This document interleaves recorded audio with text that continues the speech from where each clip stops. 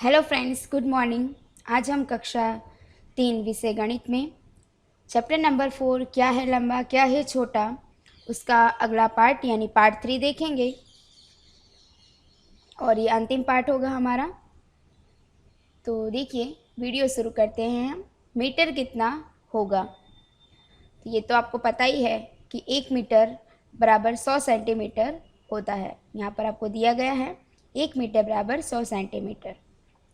तो एक दिन क्या होता है कि एक बच्चा जो है उसे कुर्ता बनवाना होता है, तो वो टेलर की दुकान पे जाता है और कहता है मैं एक लंबा कुर्ता बनवाना चाहता हूँ। तो टेलर उसको कहता है अपने कुर्ते के लिए 2 मीटर कपड़ा लो। उतने में उसकी सिस्टर होती है, कहती है और मेरे लिए एक लंबी स्कर्ट बनाने में कितने मीटर लगेगा? तो उसके लिए टेलर कहते हैं तुम्हें 3 मीटर ज़रूरत होगी। चलो 1 मीटर की रस्सी बनाएं। तुमने दुकानदारों को 1 मीटर रॉड से कपड़ा नापते हुए देखा होगा। 1 मीटर अपनी रस्सी बनाने के लिए 1 मीटर रॉड और एक रस्सी का इस्तेमाल करो। तो आपने देखा होगा कहीं आप अपने मम्मी पापा के साथ कोई मीटर में कपड़ा लेने गए हो या शर्ट पैंट का कपड़ा लेने गए होंगे, तो आपने देखा होगा कि वहाँ पे जो दुकानदार है वो कपड़ा नाप कर काट के देता है आपको। तो वो जो स्टील की पट्टी का इस्तेमाल करता है उसको कहते हैं रॉड, ठीक है, मीटर रॉड कहते हैं। तो वो 1 मीटर की होती है, तो वही आपको लेना है। फिर क्या करना है, रस्सी के एक सिरे पर एक गांठ बांध दो। तो देखिए आपको चित्र में दिखाया गया है जैसे कि आपके पास ये एक रस्सी है, तो उसमें आपको एक जगह पर एक निशान बनाने के लिए आपको वहाँ पर एक गांठ बांध देनी है। फिर क्या करना है, मीटर रॉड को रस्सी के साथ रखो। फिर जो मीटर रॉड है वो यहाँ पर आपको रखना है रस्सी के साथ। ये समझ लो कि 1 मीटर यानी कि वो 100 सेंटीमीटर की होगी। 100 मीटर सेंटीमीटर कह दो या फिर 1 मीटर कह लो, ठीक है। तो वहाँ तक आपको क्या करना है, जहाँ तक वो पट्टी जाती है फिर दूसरे निशाने पर भी आपको एक गांठ बांध देनी। तो ये तैयार हो गई आपकी 1 मीटर की रस्सी। रस्सी पर 1 मीटर का निशान बनाओ और एक बार गांठ लगाओ। अब इन दो गांठों के बीच की जो लंबाई है वो 1 मीटर हुई। यह हुई तुम्हारी मीटर की रस्सी। अगर तुम्हें मीटर रॉड न मिले तो तुम नापने वाले फीते का इस्तेमाल भी कर सकते हो। यानी कि जो मीटर पट्टी जो टेलर लोग इस्तेमाल करते हैं उसको कहते हैं फीता। हिंदी में उसको हम फीता कहेंगे, ठीक है। रस्सी पर 100 सेंटीमीटर का निशान लगाओ और 100 सेंटीमीटर 1 मीटर के बराबर होते हैं। चलिए अंदाज़ा लगाओ और जांचो। अब देखिए गतिविधि 1 यानी कि प्रयोग नंबर 1 करके देखना है। कुछ ऐसी चीज़ें ढूंढो कि 1 मीटर लंबी दिखती हो। तो आपको पता तो चल गया कि 1 मीटर कितना होता है। तो आप अपने घर के आसपास देखिए, अपने क्लास में देखिए कि 1 मीटर जो लंबाई है उस लंबाई के जितना क्या हो सकता है। तो आप देखेंगे कि आपके घर में जैसे कि किसी किसी के घर में अगर बड़ी टीवी है तो भी शायद वो 1 मीटर की हो सकती है। फिर क्या हो सकता है, खिड़की 1 मीटर की ऊंचाई की हो सकती है।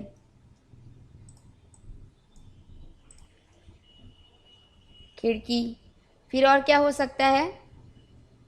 तो बाकी के जो वस्तु हैं वो आपको कुछ सोचकर लिखना है। फिर देखिए मीटर वाली रस्सी का इस्तेमाल करके बताओ कि इनमें से कौन सी चीज़ 1 मीटर से ज़्यादा या कम लंबी है। अब देखिए अब आपको पता चल गया है कि 1 मीटर होता कितना है। तो आपको क्या करना है, देखिए यहाँ पर आपको एक तालिका दी गई जिसकी 3 कॉलम हैं। पहले है चीज़ों के नाम लिखे गए हैं, दूसरे में वह चीज़ 1 मीटर से ज़्यादा है या तीसरे में है 1 मीटर से कम है। तो आपको जो भी सही हो उसके सामने आपको टिक लगाना है। चलिए जैसे कि मेज़ की लंबाई, तो मेज़ की लंबाई जो है वो 1 मीटर से ज़्यादा है या कम है। तो अगर आपके पास जो भी है उस हिसाब से आपको टिक लगाना है। मेरे पास 1 मीटर से कम का मेज़ है। मेज़ की चौड़ाई जो है वो क्या है, 1 मीटर से ज़्यादा है, तो मैं 1 मीटर से ज़्यादा में टिक लगाऊंगी। दरवाजे की चौड़ाई वह 1 मीटर से ज़्यादा है।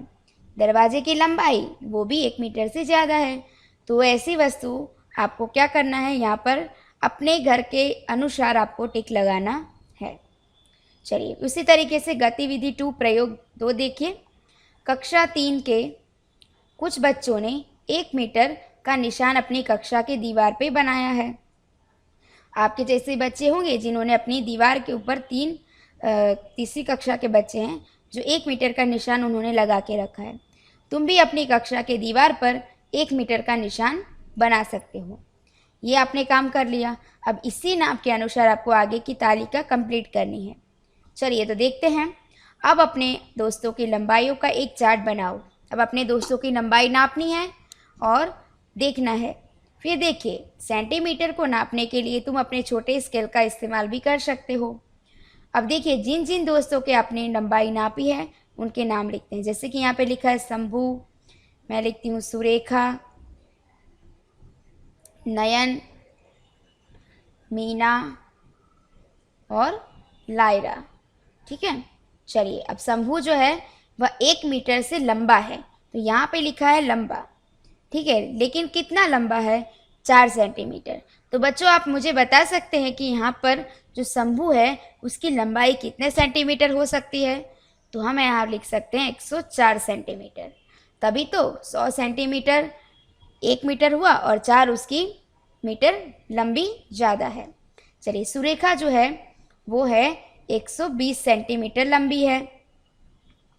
ठीक है, तो वो 1 मीटर से क्या होगी? लंबी होगी। तो हम यहाँ पर लिख सकेंगे कि वो 20 सेंटीमीटर लंबी है। वो उसकी लंबाई जैसे कि बराबर है, तो हम यहाँ पर लिखेंगे बराबर। तो सोचो कितना हो सकता है? तो यहाँ पर भी बराबर ही लिखेंगे। ठीक है, तो वो 100 सेंटीमीटर का है, इसलिए वो बराबर है। मीना जो है वो 115 सेंटीमीटर की है, तो हम यहाँ पर लिखेंगे वो लंबी है। तो कितने सेंटीमीटर ज़्यादा हुई? वो 15 सेंटीमीटर ज़्यादा हुई। लायरा जो है वो 90 सेंटीमीटर की है, तो वो क्या है? कम है। कितनी कम है? तो 10 सेंटीमीटर कम है। ठीक है, अब देखिए यहाँ पर, अरे वाह, मैं 1 मीटर से 4 सेंटीमीटर ज़्यादा हूँ। सब बच्चे अपने अपने नाप बताते हैं। मैं भी देखूँ कि क्या मैं 1 मीटर से ज़्यादा लंबी हूँ या नहीं। तो दूसरे बच्चे भी इस तरीके से नाप लेते हैं। चलिए आगे देखते हैं, सेंटीमीटर या मीटर, इनमें से किसकी लंबाई सेंटीमीटर में होगी और किसकी मीटर में। तो ऐसी कौन कौन सी वस्तु होती हैं कि जिसको हम मीटर में नापते हैं, सेंटीमीटर में नापते हैं, कुछ कुछ किलोमीटर में भी नापी जाती है। जैसे कि मुझे छोटे बच्चे के नाखून नापना है तो उसको मैं मिलीमीटर में नापूंगी, क्योंकि वो सेंटीमीटर से कम होते हैं। फिर जैसे कि बड़े लोगों के नाखून नापने हैं तो वो 1 सेंटीमीटर के हो सकते हैं। ठीक है, कोई भी नोटबुक है, कॉपी है, वो कितनी मोटी है तो वो भी मैं सेंटीमीटर में नाप सकती हूँ। अगर उसी की लंबाई मुझे नापनी है तो उसको मैं सेंटीमीटर में नापूंगी। किसी की ऊंचाई नापनी है तो मैं सेंटीमीटर में नापूंगी। लेकिन जैसे कि कोई कपड़ा हुआ, मुझे वो नापना है कि उसकी लंबाई कितनी है, तो मैं उसको मीटर में नापूंगी। ठीक है, अगर कोई रास्ता नापना है कि चलो अमरोली से उत्तरायण का रास्ता कितना उसकी लंबाई कितनी है, तो मैं उसको किलोमीटर में नापूंगी। ठीक है, तो चलिए ऐसी कुछ वस्तु यहाँ पर दी गई है, तो आपको बताना है सेंटीमीटर होगा या मीटर में होगा। चलिए, तो कंप्यूटर स्क्रीन की चौड़ाई वो हम सेंटीमीटर में नापेंगे, सेंटीमीटर। उस पगड़ी की लंबाई जो सिख पहनते हैं तो वो दुपट्टे की जितनी साइज की होती है, तो हम उसको मीटर में नापेंगे। फिर देखिए 1 साल के बच्चे की लंबाई, तो 1 साल के बच्चे की लंबाई जो होती है वो हम सेंटीमीटर में नापेंगे। फिर देखिए केले की लंबाई, तो केले की लंबाई भी हम सेंटीमीटर में नापेंगे। एक हाथी की कमर का घेरा, ठीक है, कि हाथी तो कितना बड़ा होता है, उसका कमर का घेरा हम मीटर में नापेंगे। गन्ने की ऊंचाई वो 100 सेंटीमीटर यानी 1 मीटर से ज़्यादा होता है, तो हमको उसे मीटर में ही नापना होगा। कुएं की गहराई, तो कुएं की गहराई भी मीटर में नापी जाती है। तुम्हारी माँ की लंबाई, ठीक है, कोई भी व्यक्ति होता है अगर उसकी लंबाई नापनी है, ठीक है, कोई भी व्यक्ति नॉर्मली ज़्यादा से ज़्यादा 6 फीट का होता है, ठीक है, तो हम उसको सेंटीमीटर में नाप सकते हैं, सेंटीमीटर। ठीक है, ज़्यादातर हम उसको सेंटीमीटर में नापते हैं। कक्षा के स्कूल के प्रवेश द्वार की दूरी, तो वो हम उसको मीटर में नापेंगे। तुम्हारे पिता के हाथ की लंबाई, उसको हम सेंटीमीटर में नापेंगे। ठीक है, तो इसके अनुसार आपको अपनी किताब में लिख लेना है। चलो आगरा चलें। मैरी और बाईचुंग अपने परिवार के साथ आगरा जा रहे थे। वे आगरा कैंट रेलवे स्टेशन पर उतरे, रिक्शे में बैठे और ताजमहल पहुंचे। 3 घंटे वहां खूब मज़ा किया और फिर रिक्शा लिया और पहुंच गए आगरे का किला देखने। दोपहर को उन्होंने एक बस पकड़ी और फतेहपुर सिकरी की ओर चल पड़े। तो चलिए देखिए, आगरे का नक्शा आपको यहाँ पर दिया गया है। अब इन जगहों के बीच की दूरियों को देखो। आगरा कैंट रेलवे स्टेशन से ताजमहल 5 किलोमीटर है।